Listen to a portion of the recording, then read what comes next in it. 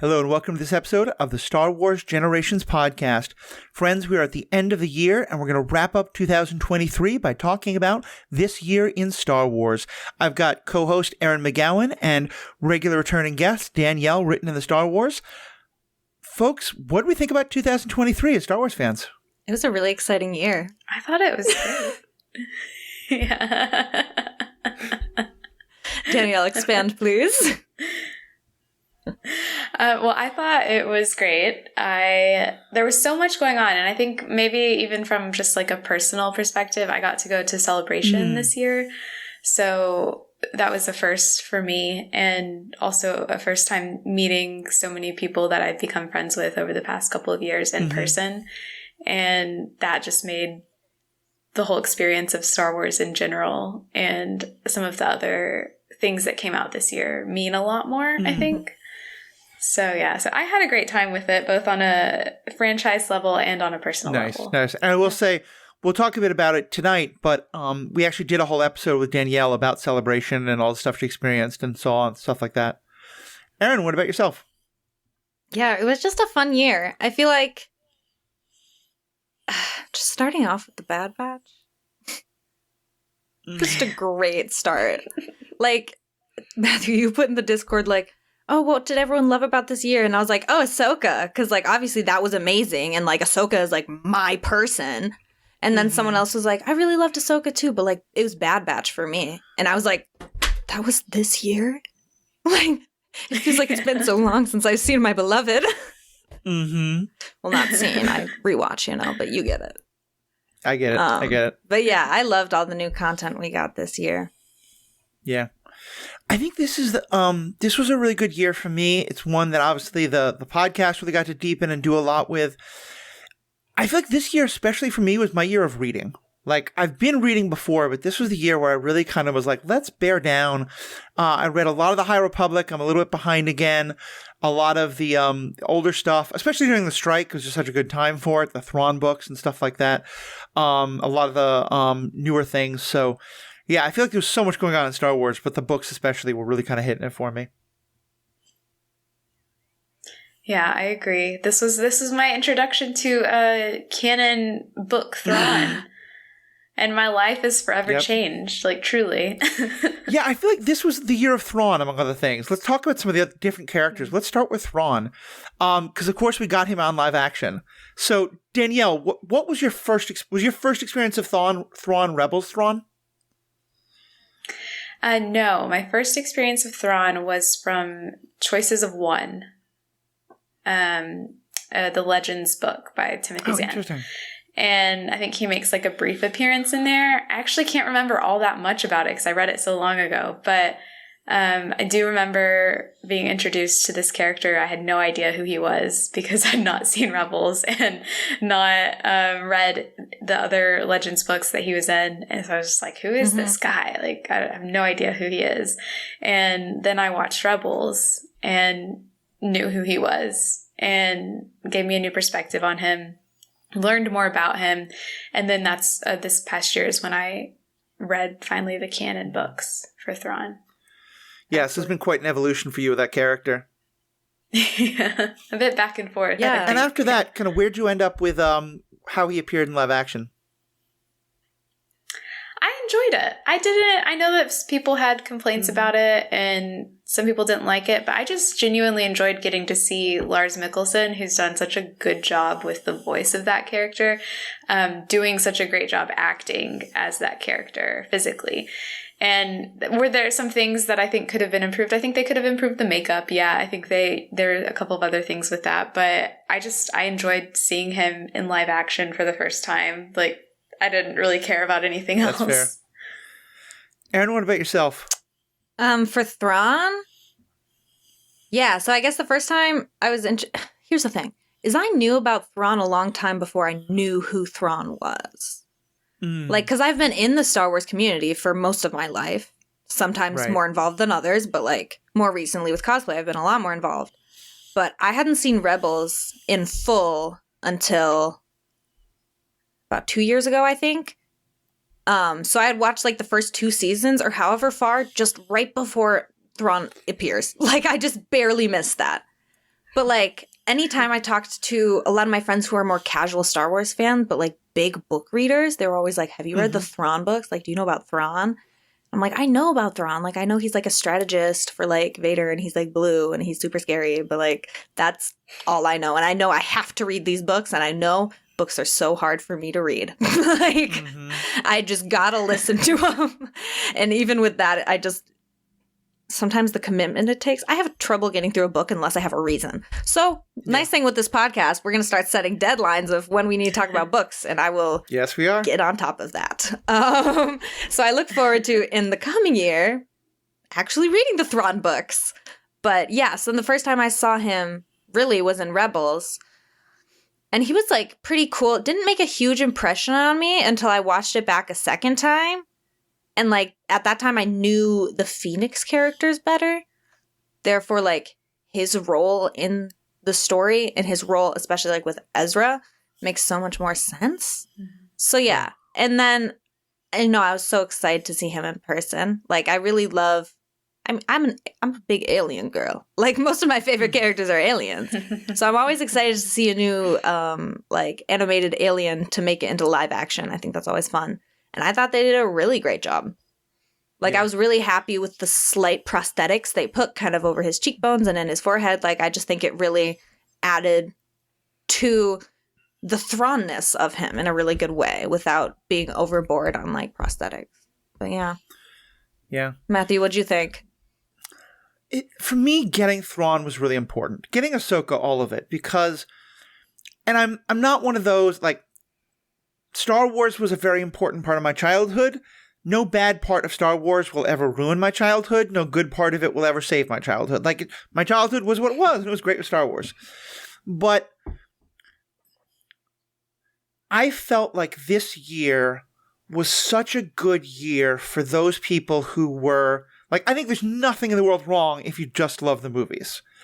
But I think for those who have really spent a lot of time in the larger Star Wars canon, especially the pre-Disney stuff, this year was just our bread and butter, you know? And I think Thrawn, to me, is kind of the shining moment of that because, underscore all the things you said, but also for me, like, I read about Thrawn when I was 8 years old, when I found out there were no more movies being made, but this guy named Timothy Zahn had written books about Star Wars, and I thought it was just going to be more Luke and Leia and all that, and it introduced this incredible character. And since then, we've gotten like 4 different versions of the character. And I think like you kind of just have to understand and not trying to make them all the same. And I have there are different versions that I love in different ways and stuff like that. But just getting to see him in live action, on top of getting to see so much of Rebels come to life in live action, and then in the Bad Batch, getting to see the Clone Wars brought back for another major show under Disney, and being done in a way that is so clearly paying homage to so much else of the extended universe content. It just, I know we've been getting more of it, and I'm certain some people aren't happy because they felt like they needed to do all this homework to be able to watch the new stuff, and I get that. But I think there's real power in Disney saying, like, no, we're gonna make some stuff that's primarily for people who have watched everything that led up to this. And, you know, as someone who's been doing this for so long, it made me really happy. It really feels seen and happy as a Star Wars fan. I think there comes a point where they have to like think, what is all this for? You know, like if we're not going to add on to it and if we're not going to, not favor, but kind of reward, I guess. I don't know. Just continue the story or reward the people who have been following along for so long, then what's the point of all of this content? And like, why wouldn't you want to continue the threads that you've put throughout all of the movies and the TV shows and the books? It just makes sense to do that and just trust that it's Star Wars. And if people want to know more about what they're watching, they will. They'll find it. For me, I think like a big part of what you're saying is Filoni. Yeah. Like it's his influence on Star Wars. He began planting seeds back when he came on for the Clone Wars. And now he's been promoted to the position that I don't remember the name, but where he has a lot to say about most Star Wars projects. And I'm really excited for what we're going to get in the new year from Filoni in charge. I don't know the exact terms, but I think there's a real parallel, and they're probably doing it fairly intentionally, between Filoni and Star Wars and Feige and Marvel. Mm-hmm. And that I think he has had kind of a similar path, and he now has a similar role of, like, every script is going to go through him to some extent, and he's going to be the one making sure that this piece connects to that piece and all that kind of thing. Yeah, I think I think he said this in the interview, that's a better position for him than where he kind of was, or where he is right now, before he gets the promotion. And I think that works too, because he said that he had fun, dabbling in directing and writing and all this stuff, but for live action, but really where he does his best is kind of looking at how everything can go back to what the foundation of Star Wars is meant to be, and how things can tie together, at least from the visual medium and everything. But yeah, I'm excited to see what that is. I think that he's not going to have as much of power over things as people are either excited for or afraid of. That's probably true. I think it's more, and he said it in the interview, just that it's more of he's not going to be controlling things. He's just going to be involved in the process from an earlier stage than what he was as a part of the, what do they call it? The little storyboard group or whatever, story group. Mm-hmm. No, I think it's very true. And I think for certain, like, Ahsoka was an experiment. And I think we, the hardcore fans, absolutely loved it. It does seem like a lot of the other, even not quite so committed fans really loved it. The real question is going to be, what are the numbers? And, Disney doesn't publish those. And every 3 weeks, you'll see someone claiming, like, oh, Ahsoka was a huge success or Ahsoka was a huge failure. None of these people know what they're talking about. And it's really, I think, just going to be Disney execs taking a look and deciding, okay, was Ahsoka successful enough that this justifies doing more content where people need to have done their homework? Aren't they going to have to start showing numbers? Because that was one of the things for the writers' strike. Oh, was it? Okay. Was that they had to start showing actual numbers, maybe not to the public, but they have to share it with the showrunners. Okay. Well, good. So that they have ideas about residuals and everything. I think that's still going to be... so that is a plus. I imagine that'll still be NDA'd to the public, but yeah, that definitely, the residual payment. Yeah. Well, Netflix started showing hours viewed. Okay.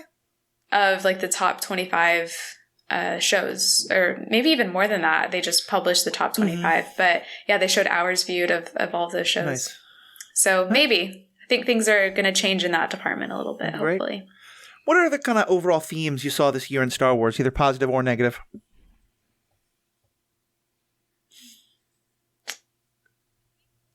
I think something for me that became a little bit clear, and this wasn't so much in what was put out, but what wasn't, is that they're being very careful with the amount, I think, that they're putting out and how quickly they put it out, if that makes sense.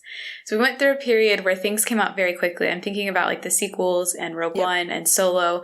Those were all year after year after year, sometimes 6 months after the previous one came out. And then we also had, The Mandalorian, the Book of Boba Fett, Kenobi, all of these things coming out at us very, very quickly. And I feel like this year was the start of them starting to slow down a bit in that. And I think that that's good, because I think it gives shows and the potential movies we might get in the future room to breathe. But it's also with the books, I've noticed. The High Republic for Phase 3, they're actually spacing out the publications for that. And Phase 3 started this year. And so instead of having all of the books within a phase released within a year, it's going to be over like 2 years. And I don't know where that's coming from, or if that's really like a thematic thing, but as far as like where Star Wars is going in the future, I think it's really interesting. And I think certainly whether or not they planned to have 2024 be kind of a slow rollout as well, it now has to be because of the strike. Like, I think that just set a bunch of things back a ways. So. Yeah. And/or 2025. Yep. But yeah, it's been a while since we had a movie. And I don't think we have a set date for any movie coming out, do we? No. Mm-mm. Like, we know a number of things are in production, the new Rey trilogy, whatever Rian Johnson is doing, like some other things. I think that was the other thing that it probably started in 2022, but I think it also I was experiencing a lot in 2023. As part of that kind of like big push, it felt like in 2021 and 22, they announced so much stuff. Like, I think that was when they announced that like 10-year plan of all the things that are coming. And since then, I think like a third have been canceled or changed. Yeah. And I don't like getting excited about things that haven't even gotten started yet. Yeah. I would much rather they just say, okay, this is actually in production now. This is the release date, that kind of a thing. Yeah, I don't like it when studios do that, but without fail, they will continue to do it. Like, I remember being on Pinterest 10 years ago and looking at, like, Marvel's predicted things. And I remember there was something about, like, Kang, and I was like, what? And then 8 years went by, and I was like, I guess they dipped on that idea. Or, like, something else. Like, movies, Ant-Man, that they said was going to come out in, like, way earlier than it did, and I just assumed it wasn't gonna, and then it did. But also there was 7 other projects that they abandoned. Yeah. So it's just like, you get so excited, and then you put time and effort into learning about the characters, you're getting excited about it. Like, the Lando TV show that we were all robbed of, which, like, I understand, like, the movie did horrible, and Donald Glover is a busy guy. Like, he can only hang around for something that's gonna, like, do well, I guess. But also, he's, like, I have a lot of respect for him as a person. I believe he's like a true artist. Like, he only does things if there's intention. And I think for him, there didn't feel like enough intention or like good that would come out of a show like that, maybe. Also, he's just very busy. I thought that during the strike, they said that like they weren't going to start negotiations yet, but that he was committed that both him and Billy D. Williams were committed to trying to move forward with a Lando show. Oh, really? Yeah. And I thought I saw that they were maybe gearing more towards a movie. That's fair. And that's what he was committed to because he couldn't commit to a show because of his schedule. And interesting. I thought that was the last big news that we got from I thought last we heard it was just canceled. I could be wrong. But I'm excited to hear other things. No. Yeah. Yeah, it's definitely not canceled. As I remember seeing also Kathleen Kennedy talking about how they're not canceling it. If anything, it's just on the back burner waiting. Like, it'll get there. For him to have availability. Because I do think... So, but I agree with everything you both said about not wanting to know things that far in advance if it's just going to get canceled anyway. I think it's true. So what were some of the surprises of 2023? Like characters or plot lines like that you never saw coming, but that really kind of blew you away? Ryo Chuchi. Yes. Being in the Bad Batch. Remind those of us that was a year ago who that was. She's the Pantoran senator. So, yes, Pantoran senator from the Clone Wars, Ahsoka's friend, and a close ally of Padme Amidala. And it was revealed to us in the Bad Batch Season 2 that she was fighting very hard for clone rights, carrying on the good fight that Padme started before she passed away. And then she becomes involved in kind of this clone rebellion that is being spearheaded by Rex. And she's helping out the clones on Coruscant, trying to get them out, trying to get them to safety because they're being manipulated and used as usual by the Empire. And I just of all the theories I had about the Bad Batch Season 2, Ryo Chuchi being kind of the center point of at least one of the arcs was not one of them. And so I was very pleased by that. For the record, I knew who it was. I just wanted to help our listeners who might not have remembered. I just get so excited every time I hear her name. Like, oh my goodness. Yeah. It was such a nice tie-in there. For me, there were two that really come to mind. One was, and obviously we'd seen this character before, but to see her really come into her own, Bo-Katan, the character who was both voiced by Katie Sackhoff and now physically acted by Katie Sackhoff. It really was also a great year for voice actors getting to cross over. Granted, a lot of them were people who were originally live-action actors and then also did voice work but still. But getting her to have that plot line of it's not just going to be her supporting Mando's quest, that she gets to become the ruler of Mandalore, and that it's so focused on her. Why we still haven't heard the name of her sister, I don't understand. Why we heard the name of her father instead. Who no one has ever mentioned ever before. Like, as much as I love that Star Wars is exploring so many more of the characters, it feels like they have an iron line of the ones they won't cross, and so that definitely bothered me some, as did Padme not getting mentioned a lot more than she has been in a number of these things. But yeah, I really loved getting to see her story, and for me, the breakout was Baylan and Shin. Ian Ahsoka. Like, I liked a lot of things in that show. It's not my favorite show, but I think there's a lot of really good things. But them especially, I often say that I'm really interested in Force users who are somewhere between or even just off the axis of the Jedi and the Sith. And I really feel like that's kind of where they're going. And the orange lightsaber is kind of a fun way of marking that. You know, they're definitely playing with some dark side powers, but Baylan in many ways still he's not a Sith, very much so. And he wants to adhere to parts of the Jedi in some ways. And, we've commented a lot already, but the tragedy of Ray Stevenson passing after what I think is probably his greatest acting performance means we're never going to get to see him do it. But I think with Shin and with some others, they'll probably continue where he was going with the story. So yeah, I think that was the one especially that I did not see it coming at all, but really was blown away by it. I agree. I mean, for me, it's especially Shin, just because if you guys don't know, she has my heart. Like, I'm just obsessed with her, and Ivana, saying her last name intimidates me. It's like Bankov, I think. That sounds right. Could be super wrong. Don't quote me on it, guys. I should be better, but I'm not. Anyways. Oh, no, it's a Ivana Sako, or Sanko, or something like that. Anyways. She's just incredible. I just love it was giving Ventress. Like, I just love the like war dog, like assassin vibes that you get from both of them. Like, they have so much power and it's so untrained. Like, when we first met Ventress, she was kind of out of control, you know? Like, she was good and she was dangerous, but she was weak at the same time. And I feel like Shin is very similar. And that's the type of character I connect to. 2 words.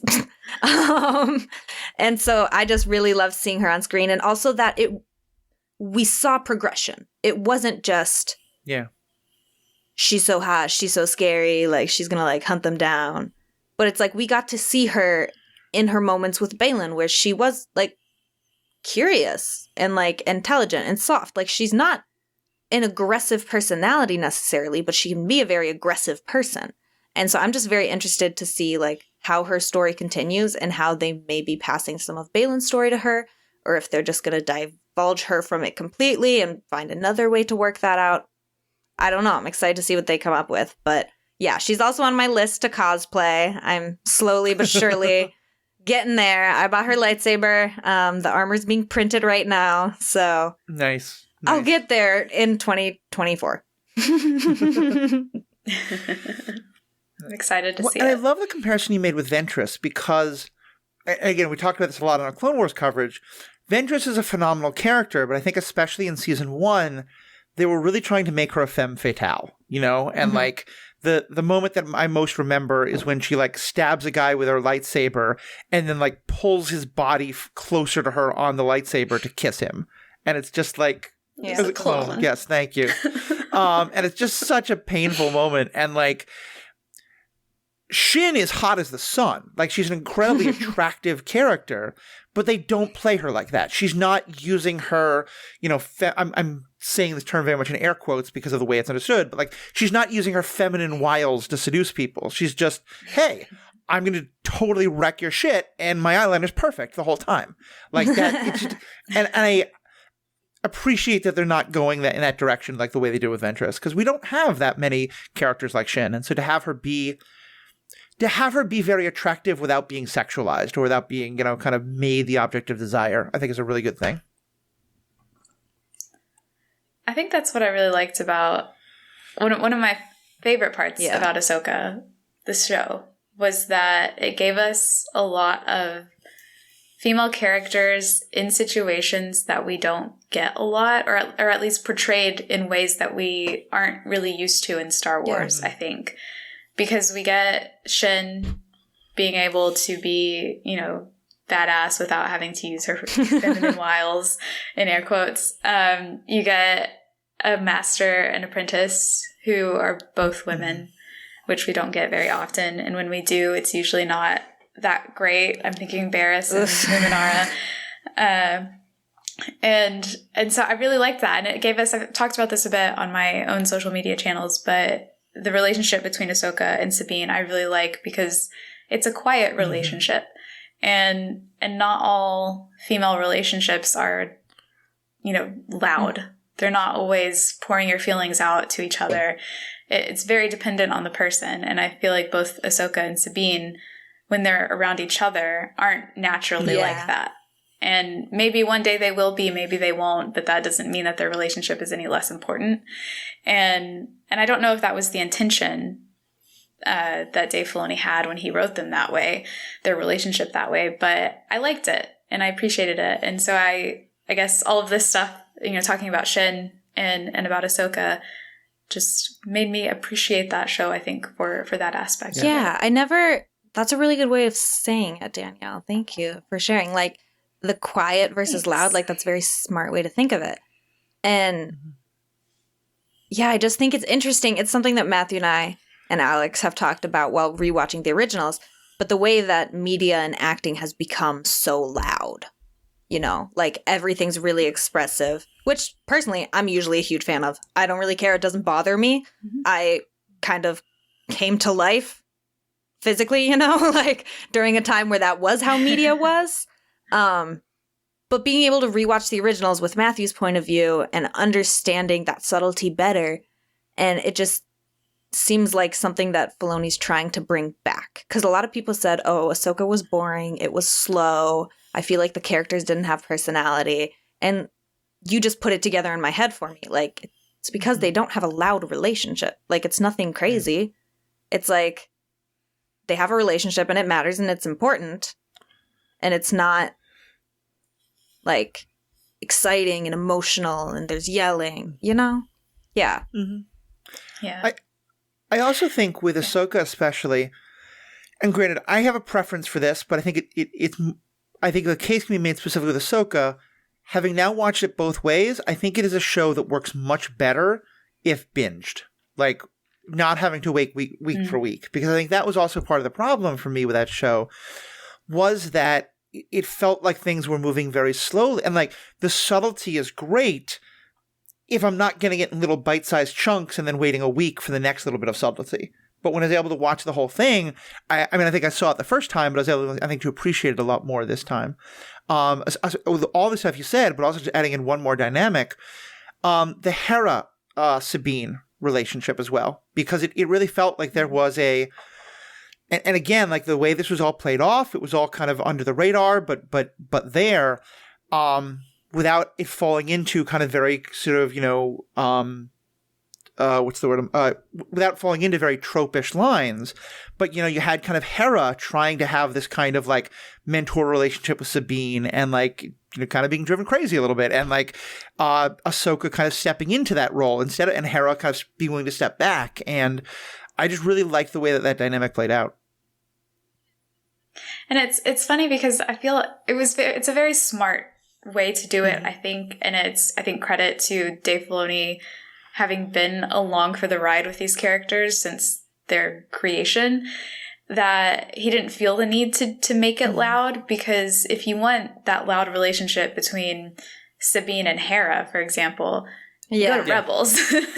They hash it out. That's where they hash out the rough patches of their relationship. When Sabine is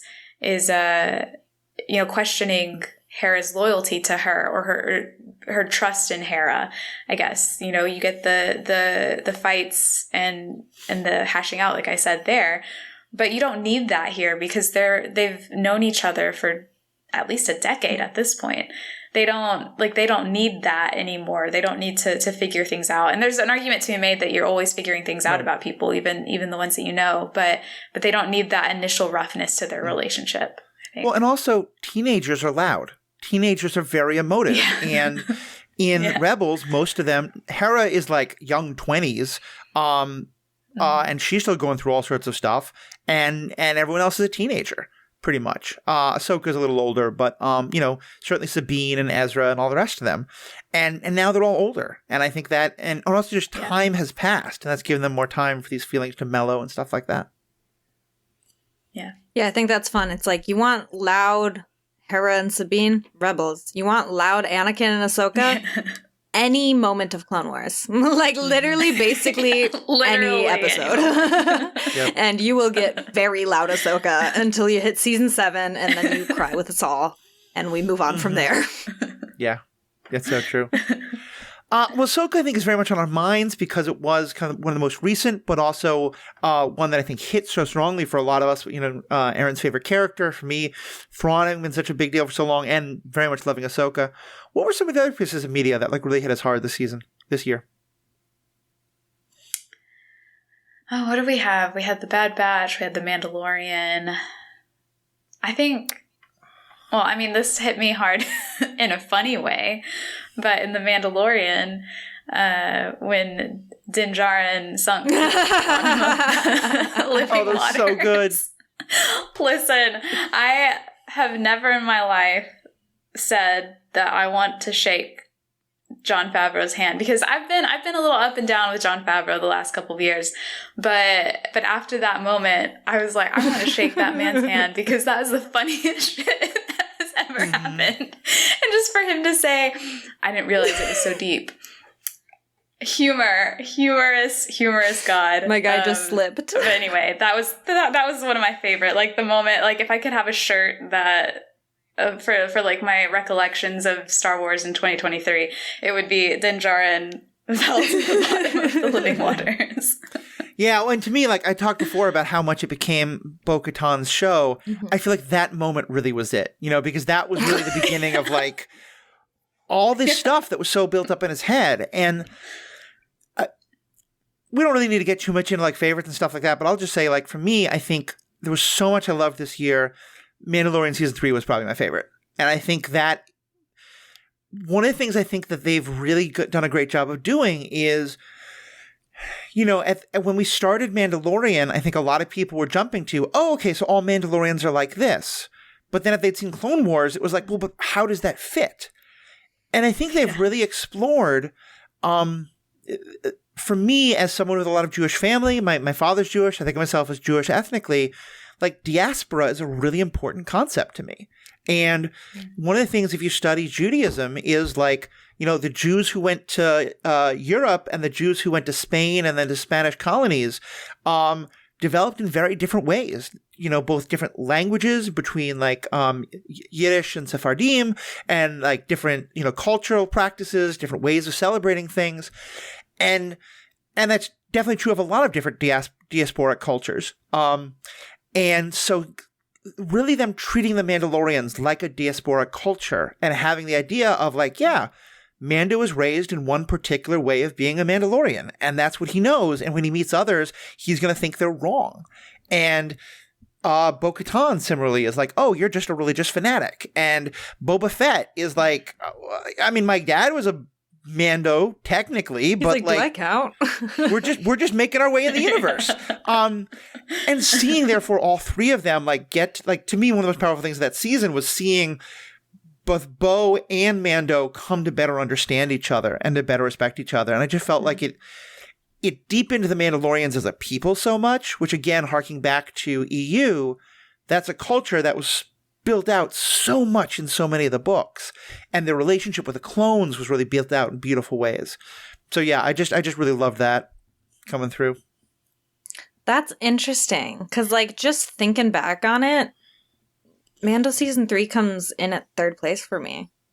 That's fair. Like I enjoyed it, but it just Bad Batch. I mean, the clones will always win, first of all. Yep. The clones will always win. Yeah. And it was really hard for me that those shows were coming out simultaneously for a little bit. because then I didn't get to hype for Mandalorian like I wish I could have. Because I was so excited about Bad Batch. And I know it was the opposite for so many people.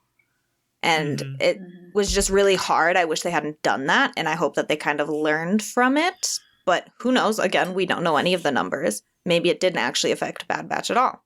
Don't know. But yeah, I'm listening to you talk about it a little bit, Matthew. I'm sitting here, I'm like, I should rewatch Mando season 3, like over Christmas break. Like, I feel like I didn't give it a good enough chance because it was good. And there was a lot of moments I really appreciated, but it's not the one that sticks in my brain the most. Yeah, that's fair. Yeah.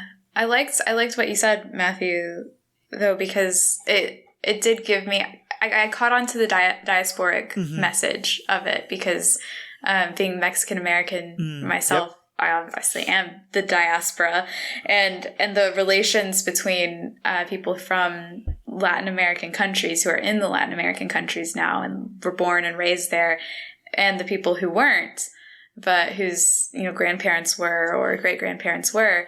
It can be very tense and it can be like very wrought, and that was reflected well on the show. You're right. That part of the narrative was done really, really well. And I would like to go back and watch it, like you said, Erin, with this in my mind and see if that changes my attitude towards it a little bit. I don't think it will on the overall thing, but it is something that I think I appreciate more. Yeah, I mean, I at the time they were coming out, all that I really knew was, God, I'm editing so many damn podcasts every week. Yeah. So I've gone back and rewatched both of them, and I think it's because it was Erin. I remember that's when you and I really got connected, is when you were working with me on the Bad Batch episodes, and it was great fun. But Bad Batch and Mando, and I think they did some interesting things to connect the stories, but it was very overwhelming, and I think that was I wish they had spaced those out a little bit more. It was kind of funny. It's every week when you and I would record, we would talk and be like, okay, what did you watch first this week, Bad Batch or Mando? Oh, yeah, because it did. And I almost they came always... out the same day, didn't they? Same day. I almost always did Bad Batch first, and you almost always did Mando first. Because I was like, if I need to talk about it, I need to take notes and really burn it into my mind. And then I would watch Mando with my family and enjoy. I think it's because I was mostly recording Mando late that night, and then recording Bad Batch with you the next day. Yeah. Something like that. No, not to shade you for it. It's just the different ways we do things. And Bad Batch was, I agree with you. It was also phenomenal. It did so much to build out. I'm so embarrassed I can't remember his name, but what's the name of the guy who at first was going to hurt was kind of against Crosshair, but then eventually helps him? Wait. Oh, wait. Who?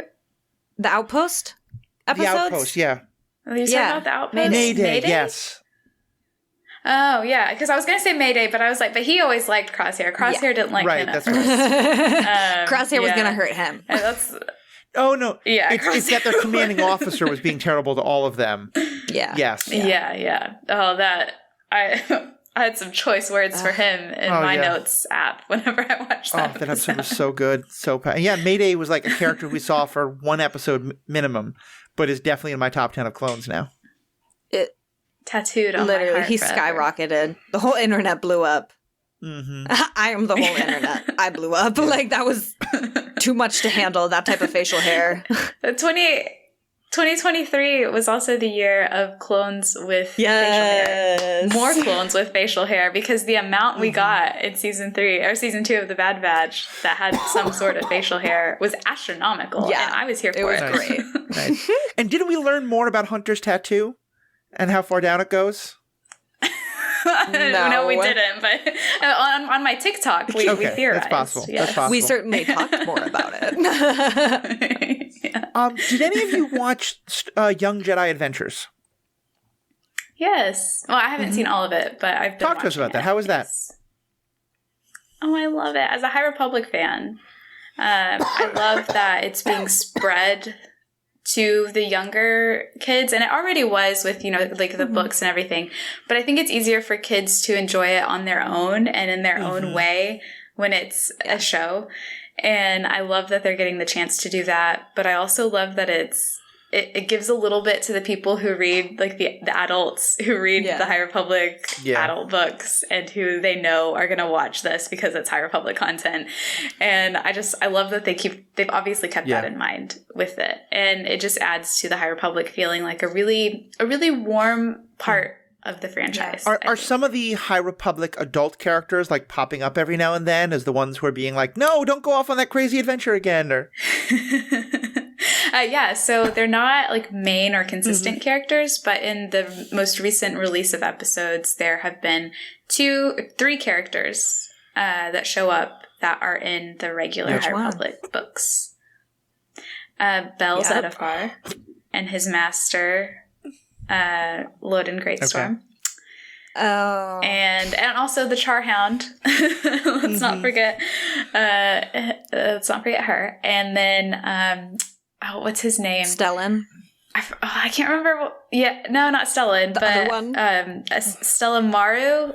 It's not one of the main ones, but this one I think is he was in charge of Starlight Beacon, I think, or he was an archivist or something. I haven't read all of them, but he's in it as well.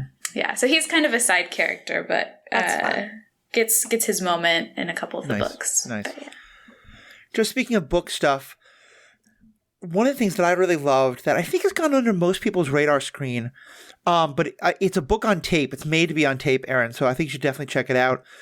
Dr. Aphra. Dr. Aphra has been a comic book character for a long time, which is just a wonderful medium that is, for whatever reason in my neurochemistry, pretty inaccessible to me. And they wound up doing an audiobook of her. And my understanding is it's kind of like a, overview of her life with some of her adventures, but a lot of like the details skipped. But it just gave me such a good idea of who this incredible character is. And it's a very different kind of woman than any we've seen before. In a lot of ways, she reminds me of Anakin, but in a much more like kind of like happy-go-lucky, I'm always about to die, but I always am super overconfident and think I'll get away with it. Loki and so, of course, Hondo? in a different kind of a way. But so having her interact with Anakin / Vader is just so perfect. So yeah, that was another little thing I loved. Yes, I love that audiobook. It's on my list. About that. Yep. And did either of you watch Visions, volume 2? Yes. I did not. So yes, I forgot that. Please came tell out me this about year. it. Oh my gosh. Visions 2. I mean, I love season 1 of Visions, or volume 1, whatever they're calling it.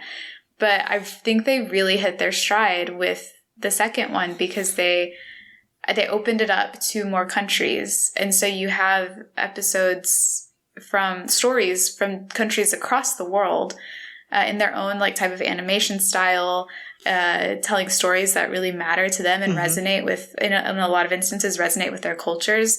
And I thought it was so beautiful to see their take on what a Star Wars story is.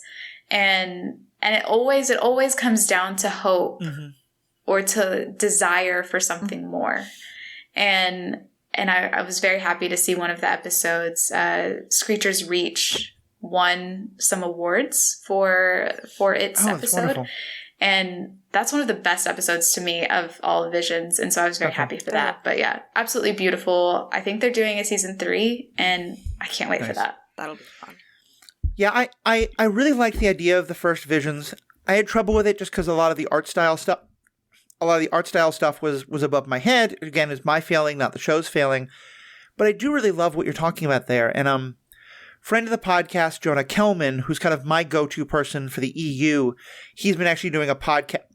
He's been doing a podcast called The Archives Are Incomplete, which is all about like doing book by book through the whole extended universe canon of books. But he and I were talking about Visions and trying to figure out, like, does this fit into canon in some way or not? And the way he described Visions, that I think is now how I think of it, which I think really works, is these are TV shows that people in the Star Wars universe would watch.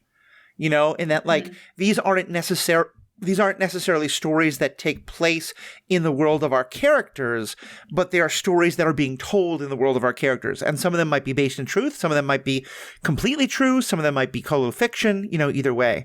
Because there was a there was a couple things like the wonderful story of the Sith in the like which a black and white world of like a Japanese village, but the lightsabers are in color. In the first one was amazing, but didn't really seem to fit anywhere in the canon, and so I just like that explanation of it. So yeah, I'm definitely excited to give some of the ones in season two a try.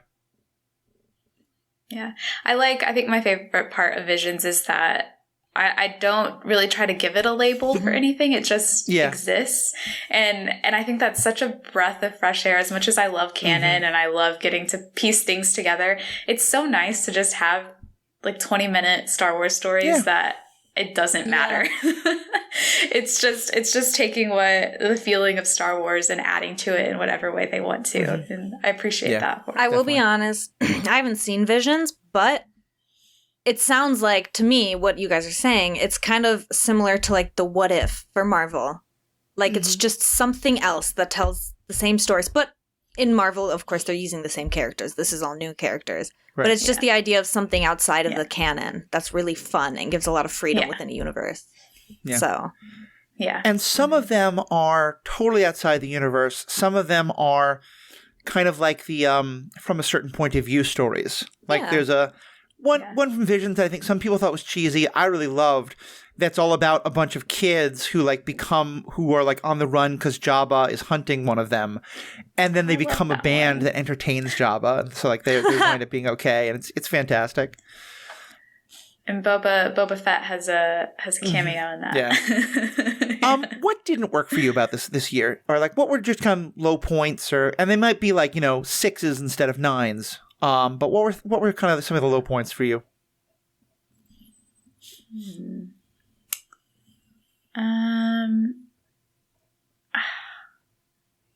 Gosh, I hate. I can go first if that. I hate saying this. No, I have one. I think of everything that came out this year, what disappointed me the most, I think, was probably Jedi Battle Scars. The book from the Jedi Fallen Order games. I think it wasn't necessarily all the author's fault. I think she was given a hard task to have to write a book that bridged 2 games when one of the games hadn't come out yet, and she probably wasn't really allowed to know the entire story to it. So there's only so much you can do, but. I don't know. That was probably a book I was looking forward to a lot, and I thought was going to be one of my favorite books of the year, and it just is like my lowest rated Star Wars book, I think. Unfortunately. When you have like hopes and expectations for something like that, and like when it's being brought to a new medium. Yeah. And there are people who loved it. So maybe the problem is me, but I will say I haven't watched it yet, in part because I haven't played that second video game yet. I bought it. We got like 2 or 3 hours into it, but then we got the new Spider-Man game, and so we played that for a while, and then we were traveling for a while, and then Baldur's Gate came out. And Baldur's Gate has really taken over our life for most of the last 3 months. So one day I will get back to playing Jedi Survivor, because I did like the first one, even if I think it's way too hard. I think for me, my real low point was there's a couple things in Ahsoka that I didn't love, but I've talked about that on the Ahsoka episodes. I think it was the fact that we'd never heard the name Sabine. I'm sorry, Satine. We never heard Bo-Katan's sister, Sabine's aunt. Is that right? Or mother? No. They're not actually related. Oh, okay. I thought they were related for some reason. No. Yeah. Okay. But yeah, she was such an essential part of the Mandalore arcs in general, but also just the whole fact of, Bo-Katan, like, coming back to an understanding of what it could mean to take over Mandalore. Like, so much of that was about her guilt for not supporting her sister and, in fact, going against her sister when her sister was the ruler. And I already had some of that like, you get an entire show of Obi-Wan Kenobi being emo, and we never mention, like, Satine once. And so to not have her again, I think, and I realized, I didn't think I'd realized how much that affected me until I was so defensive about the fact that in the first episode, for most of the first episode of Ahsoka, we never heard the name Kanan. And so, like, because I was just like, oh, you're going to do it to me again. You have a major character you're not going to mention. And so then when we got the artwork at the end of the first episode that showed Kanan, and then he was mentioned a couple times, and then David Tennant's droid, who just had such the most beautiful moment of, like, talking about him training Kanan and connecting that with Ezra was just so beautiful. So, yeah, I think that was my only... And again, we're not going to get everyone, but Satine, it feels like, has been such a fundamental character to the larger universe. The fact that she continues to not be mentioned really hurts. Yeah, that is a frustration. Like, there's just so many times when Bo-Katan is talking about, like, things about her past and all her scars and stuff, and I'm like, Satine has to do with all of this. Like, Like, you're literally intentionally avoiding it. Yeah. And why? Can you stop? It feels like at this point, it is very intentional, and it feels like they almost think that it's a joke, but it's not funny. Yeah. It's not fucking funny. Like with her and Padme, it's like they think now that it's this running joke that we don't mention their names. No, actually, it's not funny. Please just say their names, please. Yeah. And having it be two women, especially, who are two of the more important women who have gotten their due, unfortunately, outside of a lot of the movies, you know, is so important. Yeah. I forgot how much that stung till you brought it up. Yeah. I think that's probably a big reason why I've just kind of, like, felt meh about the show. Is because, like, the more content we get on the Mandalorians without hearing about the Mandalorians in the rest of the universe, which, like, to an extent, there's a point to be made that it's like, well, why do you need to connect it to other stuff? This is a new story about new types of Mandalorians, which is true. And I think they did a really great way of telling it. But when you bring in a character like that, who has so much baggage from her past that involves such important people, yeah. Very frustrating. It's hurtful. Yeah. I totally get that. Yeah. One other thing I'll mention is kind of a highlight. We're just kind of bouncing around here. Rise of the Red Blade. It's a book Danielle and I got to talk about. I think it's called Inquisitor, Rise of the Red Blade. And it's about, you know, someone who does become one of the Inquisitors and watching someone's fall to the dark side. And I know, Danielle, we and I had kind of a little bit different views on some parts of the book, but to me, it's one more example of how this year was a time to really show, like, different points of view in the Star Wars universe. And so I really appreciated that book for that reason. Yeah, I think it was one of the best books that we've had from Star Wars outside of the High Republic in a while. Even though I had my own issues with it, those are personal issues. I 100% agree that it is written very well. The narration is done very well. Everything about it is good. And I think it's a great addition to canon as well, like you said. It's been on my list for a little bit, and I've just been meaning... I'm excited to read it, or rather listen to it, because then I can hear what you guys have to say, and I can listen to that episode, because I've been avoiding it since I haven't read it. That's fair. That's fair. Yeah. I could see you enjoying it, Erin. Yeah. I would be interested to hear your thoughts. I think you'd like it. Any other last thoughts on 2023? Well, I think that's a good place to wrap up then. Of course, you can hear both of my wonderful co-hosts and guests this week, Danielle and Erin. Lots of their thoughts are all over. I think the two of you are probably the two people who've been most on Star Wars episodes this year, with Riki coming in close after that, and then Alex, and then Paul. But yeah, please check out all the great things Danielle and Erin had to say. I have learned so much from having both of you on.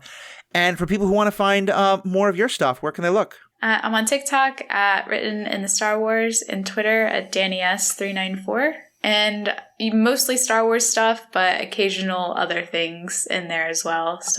Still dabbling in other franchises. You mentioned the Hunger Games once or twice. Oh yeah, a few times. Erin, what about you? Yeah, so I'm at Lady Tano Creates. That's on Instagram and TikTok. I do technically have a Twitter. That's Erin McGowan 22. I have yet to actually venture into the Twitterverse because I fear it. But I shall eventually slowly make my way into the platform. So, I mean, you can follow me if you want, but I'll just probably be reposting things from Star Wars Generations. So I guess, yes, follow me. That's fair. Yeah. And of course, I'm the Ethical Panda, and this is Star Wars Generations. You can find ways to contact both of those at in the show notes, Star Wars Generations on Twitter or the Ethical Panda on Twitter. We love feedback. We actually got a lot of great comments that I'm starting to get a chance to read part of this episode. I'm going to probably bring them up next episode. But a lot of you commented. Ahsoka, I think, was the real favorite, it seemed. But we had people talking about Bad Batch. We had people talk, as Erin said, like she'd almost forgotten that Bad Batch was this year until someone brought it up. We had people talking about so many different things this year that you loved, which I really appreciated. For our members, we're going to do some quick talk about things we're looking forward to in 2024. And of course, if you haven't, great thing to do is to become a member. It's a wonderful Christmas gift to us, or holidays, or Hanukkah, or Kwanzaa, or whatever you're celebrating, or just want to, for the new year, do a new thing, become a member. Only $5 a month, $55 a year. You get ad-free content all year. You get bonus material all year, and you help support us, help keep the lights on, help keep us in top-line microphones and headphones and things like that. So please think about doing that. Please, of course, follow, subscribe, do all the things you can do to help support this podcast. Most of all, remember, we have spoken.